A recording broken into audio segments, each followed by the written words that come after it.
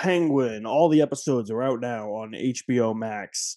Believe it's only going to be a limited series. Stars Colin Farrell once again as the Penguin, reprising his role from 2022's The Batman. And this takes place after The Batman. It's kind of a bridge between The Batman and The Batman Part 2, where we see the rise of Oz Cobb into Gotham's criminal underworld. You have actors like Kristen Milioti playing Sophia Falcone. You have Clancy Brown playing Salvatore Maroni. The Penguin Man, especially after that finale last night. This is going to contain spoilers, so just so you know, fair warning right off the bat, because I'm going to be talking about specific events, especially in that finale that happened. And yeah, this show is great.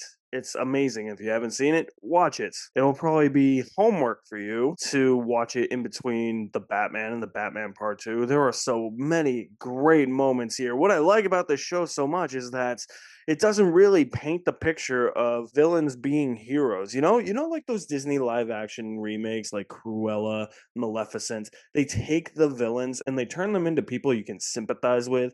They don't do that. This show throws no punches. The Penguin is still an asshole, and after last night's episode, after the finale, I'm pretty sure everybody wants Batman to beat the Penguin. People want Oz Cobb dead. After the first episode, though, I would say I wasn't really feeling it. I don't think the first episode was bad or anything.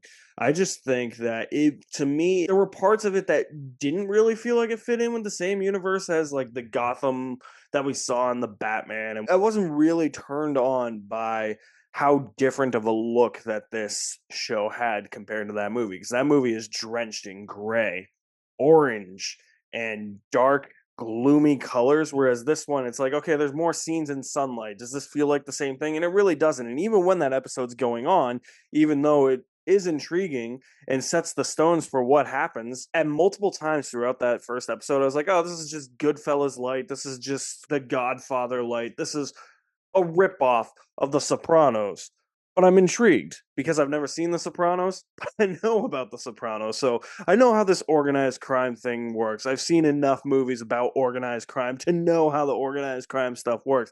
But I will just say, as the show went on, it got better and better. And I really love Kristen Milioti in this show as Sophia Falcone. You understand her character arc. I had somebody comment on one of my shorts, I think it was the 4th episode, which I think is by far the best of the series, that they were really upset that she got a whole episode dedicated to herself. I'm like, why would you be upset? That is crazy character development. So many revelations, like episodes like that, where people are actually painted out to be like, maybe Sophia Falcone, if nothing happened to her, if events that transpired in her life didn't happen, maybe she wouldn't be in this dark criminal underworld. Maybe she would, because her father's a total dick. Mark Strong replaces John Turturro, and he's just as weird and chilling and vile and evil as John Turturro was in The Batman. When you learn about everything that transpired with her, the fact that her mother was mentally ill, her mother hung herself, but the family really made it look like that it was Sophia's fault. They put her in Arkham. Nobody came to help her out except for her brother Alberto. So now at the end of this episode, she's going to wipe out the entire family. By far, my favorite episode. Because when she shows up in the first episode, I'm like, okay, how did she get here? I'm assuming she inherited her father's empire, but at the same time, we also know from the Batman that Selena Kyle is like the illegitimate daughter of Carmine Falcone. So how is that dynamic going to play out? Is Catwoman going to show up? She doesn't. That's why I think I resonated a lot with episode 4, because it was just such great writing for the backstory and the rise of Sophia Falcone becoming a criminal mob boss in this underworld, of the seedy underworld of Gotham City. And then later on in the show, where she actually disregards her heritage. She's like, nope, the Falcone stuff is gone. This is going to be the what is it, the Brigante or the Gigante crime family now? Excellent stuff. I forget who Michael Kelly plays. I know he's that really annoying, like, left-hand lieutenant of his. When he gets ganked, I cheered. Okay. There are so many satisfying moments. There are so many heartbreaking moments. Let's talk about some of the heartbreaking moments. Victor, rest in peace, man. Ooh. I really like the character of Victor. You understand where he's coming from. There's even episodes that go into his backstory. You see, this show takes the time to flesh out all these characters. It makes the characters feel more human.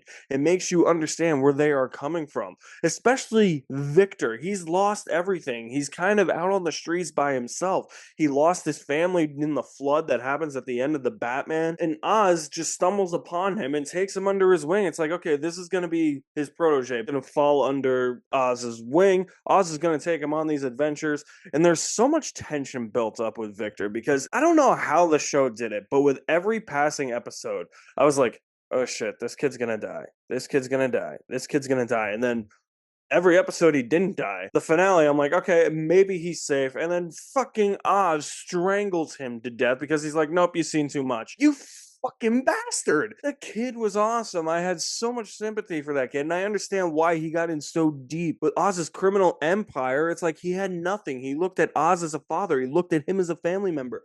That's how great the writing is. Makes the characters feel so much more human and in the moment. Even the good characters like Victor, who you wish didn't die in the end, but he did. You have the sympathy for characters like that. You don't have the sympathy for Cobblepot, or Oz Cobb as he's known in this show, played once again magnificently by Colin Farrell. I swear to God, you can't even tell that's Colin Farrell. Like, how do they do it? How do they do it? There are some scenes where you can see like the side of his face and it's like, oh yeah, that's definitely Colin Farrell. But man, Colin Farrell just knocks it out of the park. If you had told me, it'd be like, hey, you gotta watch this Penguin show. Colin Farrell plays the Penguin. And I looked at him and be like, yeah, that's called, yeah, that's not Colin Farrell. That is not Colin Farrell whatsoever. What are you on, man? Yeah, that's Colin Farrell, guys. He's a great actor. I think he has a shitty agent sometimes. He shows up, even when the project sucks. But he shows up even more when the project he's making is great. And Penguin makes you sympathize with him at some points because he's caring for his terminally ill mother. But then there's also character moments where there's flashbacks and he intentionally lets his brothers die by leaving them in a tunnel. I have no sympathy for that guy. Go get him, Pattinson Batman. Get him in the next one. The show is good at building character moments, tension with characters, whether or not you think they're gonna survive or die. They're going to see this whole thing play out. The rise of all the criminal empires in Gotham. This movie does a really good job at pitting so many external forces against each other. There are times where you're like, okay, I think they're going to team up. And then, oh shit, they're going against the grain. They all want to kill each other now. The show is so good at that, with 3 warring crime families and criminal empires trying to vie for the entire criminal underworld of Gotham. I was blown away by this show, even though I stated that the first episode didn't really impress me all that much. With its writing, it did, but the way it was shot, it didn't. I have to detach from the fact that this isn't the Batman Part 2. This is a spin-off of the Batman. It takes place in the same world, but it's not going to be the same thing. We're not going to have Batman swooping in to save the day every second like he probably would, or him investigating all these criminal empires like he probably would in a movie. That may happen in the Batman Part 2, because I know Colin Farrell said he's coming back to play the Penguin in the Batman Part 2, and he's contractually obligated to appear in a third movie, so there we go. If we get a season 2, I'm going to be curious to see where we go from here. There's just so many heartbreaking moments in this, so many unexpected moments, such great character developments in the Penguin that even with the shortcomings of the show, I can overlook it. Like that first episode. I never judge a show based on its first episode. I obviously, the first episode is first impressions. I get that critics have to get reviews out to try and sway you whether or not you want to watch the show, but I just feel like it's unfair. I feel like they should give it at least a few episodes, but at the same time, those critics do get links for about 4 or 5 episodes at a time, maybe 3, maybe 2. It's different depending on studios, so they have a few extra episodes at their disposal when they're reviewing the show, as opposed to watching just the first episode, so I get that part. After that, sure, I get it. If critics are writing off the show, that makes sense.